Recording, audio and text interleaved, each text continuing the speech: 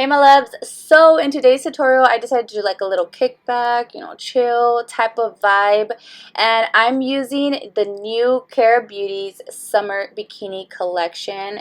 There's 3 palettes, and in my next tutorial that I'm going to be posting next week you will see the 3 palettes, but this palette I'm using is called Summer Stunna.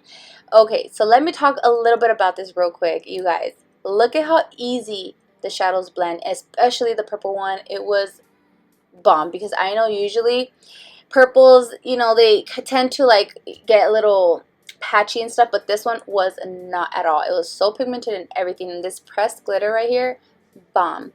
And I will be showing you guys their new liquid liner. I'll be showing you later on in the tutorial, but I'm gonna leave you guys off here and listen so you guys can listen to some music. And yeah, so I'll see you guys in my next tutorial. Thank you guys so much. Don't forget to subscribe to my channel if you guys haven't already. I love you guys. I'll see you guys. Bye.